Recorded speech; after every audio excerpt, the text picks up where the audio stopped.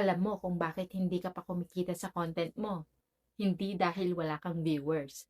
Hindi dahil wala kang followers. It's because you don't know how to turn attention into income. And listen, hindi mo kailangan ng milyon-milyong followers para kumita. I started with zero.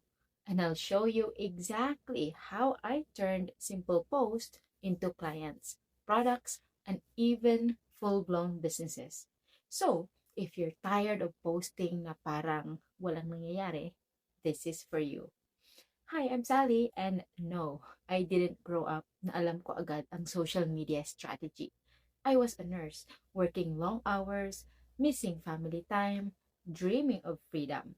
Pero one day, I just decided to start sharing my story online.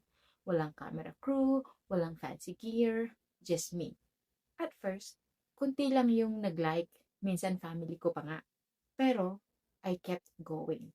And then, one post changed everything.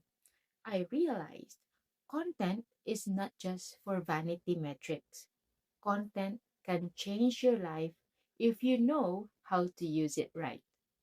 That first breakthrough, it didn't just give me likes, it gave me my first customers and clients. From there, I used the same strategy to build multiple streams. Picoy, our pet brand, the Mortgage Pinay, my mortgage brand, MML Academy, my online coaching brand, and even content creation itself opens doors for partnerships and opportunities.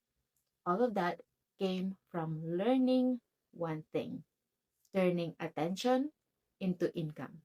And that's what I'm going to teach you today. By the way, I created a free guide on how to do it. Just comment guide below and I'll send it to you. My free content to income playbook. Now let's break down the three core principles that turn my content into income. Number one is don't chase virality.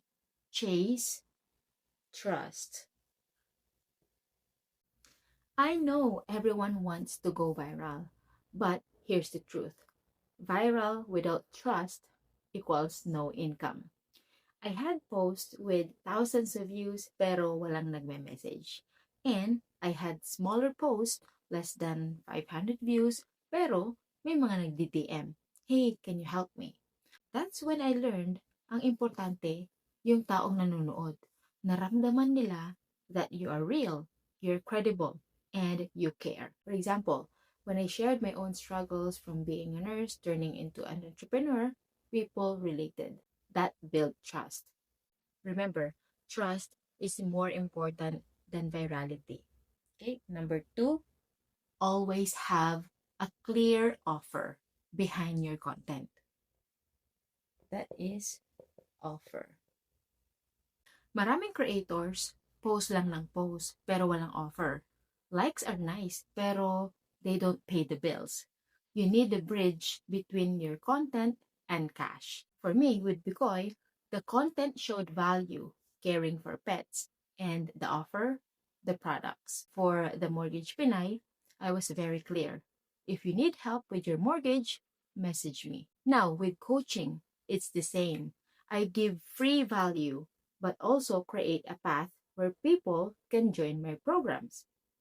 So, ask yourself, if someone loves my video, what's the next step with me? If you can't answer that, wala ka pang clear offer. Next step is to build a system. Build a system, not just post. Ito yung game changer. Posting every day is good, pero kung wala kang system, you're stuck in a hamster wheel. Ano ang ibig sabihin ng system? A system is a way for people to connect with you. Comment triggers, DMs, or links. You have to have a way to capture them.